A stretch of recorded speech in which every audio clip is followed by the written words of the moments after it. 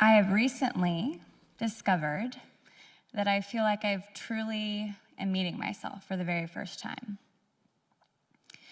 Growing up, I did things that I enjoyed. I played sports, had friends, and I loved music and singing. I loved singing so much that I sang all the time. I would record my original songs on that recorder, with the two microphones on the side. And some of my best songs were about loving my family, Jesus, and the Easter Bunny. Not sure why about the Easter Bunny, but I love the holidays. My Grammy was so proud of me that when her friends would stop by for coffee, she would play my songs over and over again. And my poor cousin would stay home from school sick and hang out with my Grammy.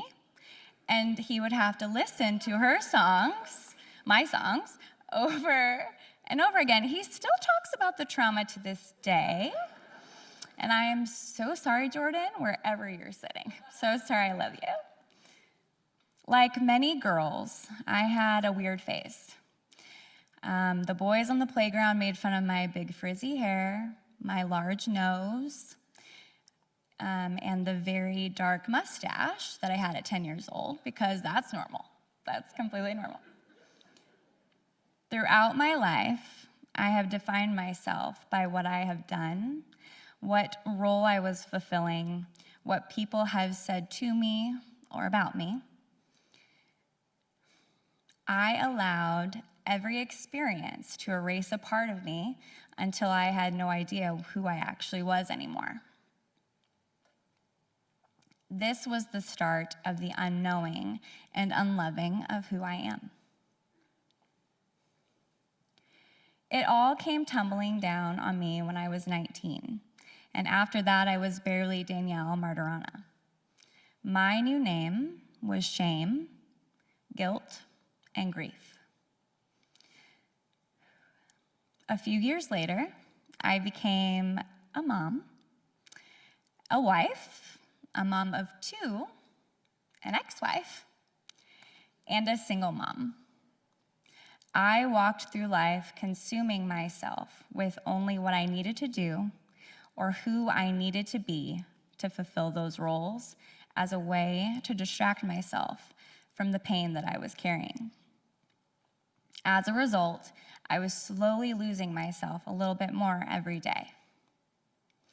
I either did not feel like I was doing enough to be the mother that my children deserved, or I was trying to fix everything, whether it was in my control or not. I put so much value on being my ex-husband's wife that any shred of Danielle Martorana that I had left was gone. She was completely gone. Instead, I had events from the age of 19 to 32 replaying over and over in my head. I was picking myself apart, looking at every situation, trying to figure out what I could have done differently. How could I have been better? I was depression. I was anxiety. I was an eating disorder. I was a mother who could not fix the problem at hand for her children, and I was fear. Through all the stripping of my identity and sense of self, there has been one constant: music. Music pulled me out of panic attacks.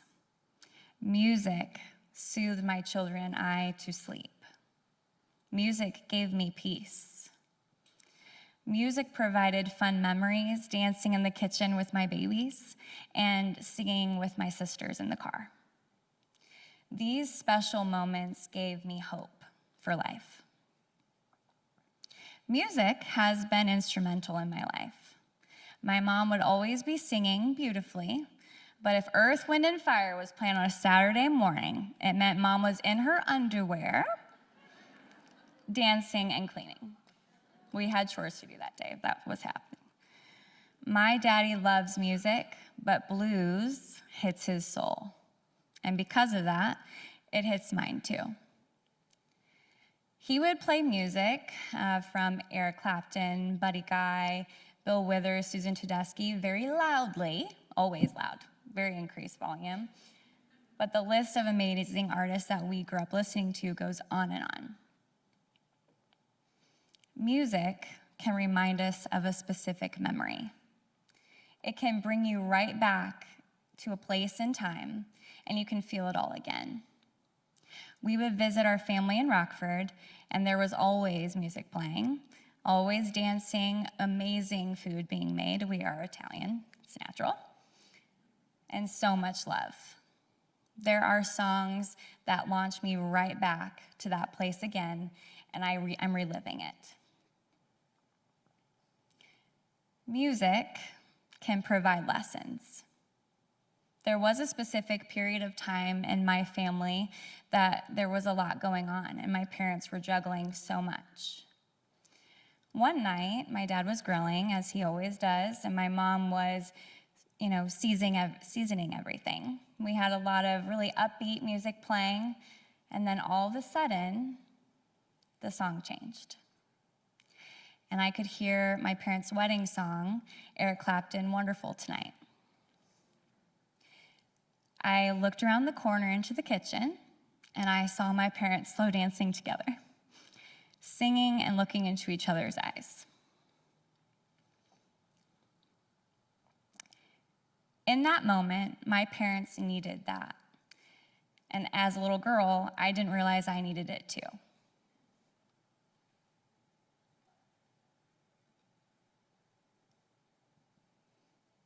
Because of that song and what it did to unite my parents, I learned what I want my love was someone to feel like and what it should be.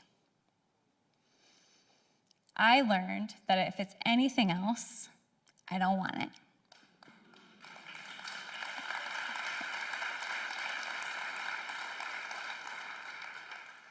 I am a choir girl from Normal West.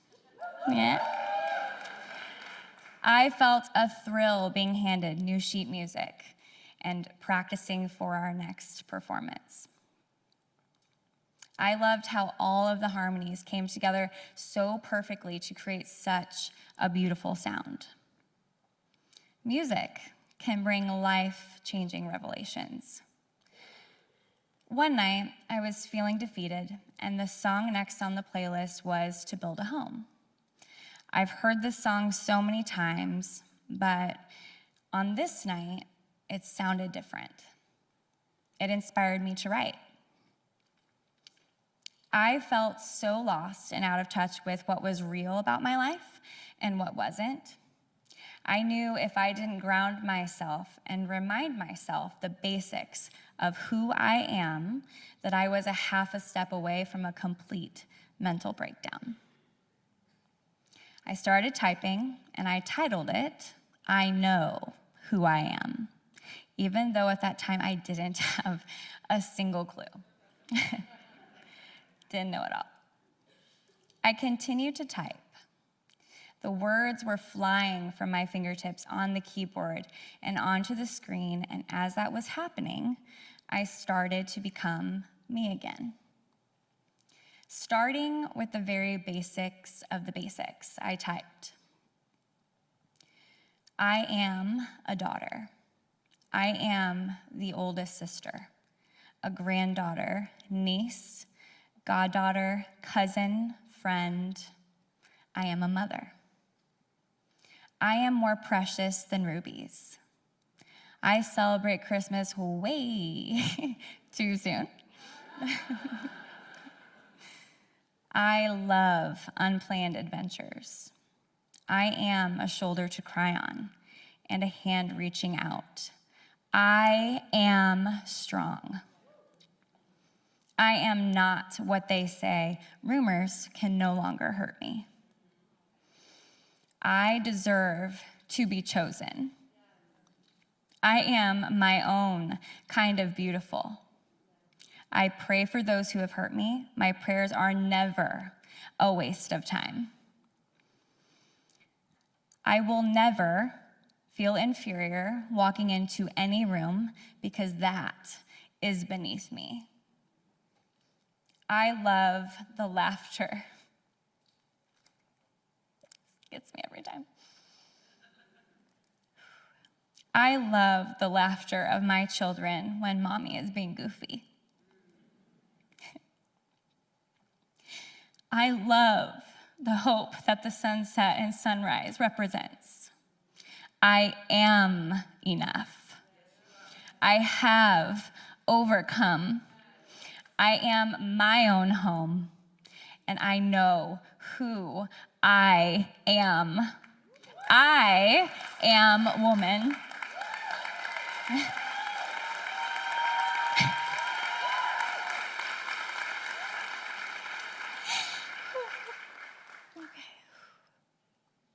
I've not really sang in front of anyone since my duet at the baccalaureate ceremony in 2008.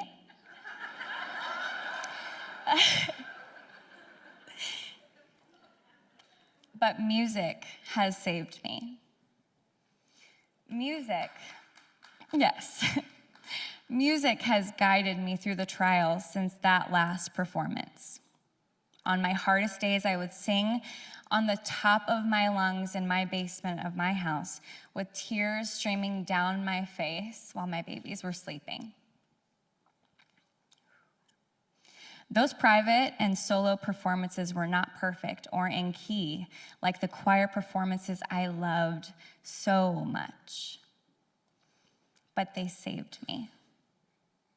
They were beautiful and they were perfect. Right now, after everything that I have experienced, I have learned that it's just important to sing. It's important that I never stop singing. My life depends on it. I've gone so long hiding my voice, only singing for my babies and for me to hear. So today,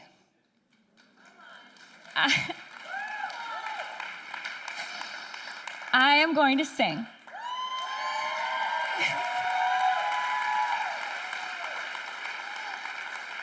And I'm going to sing loud. I'm going to live loud. I'm going to live free and unapologetically loving every bit of me because I finally know who I am.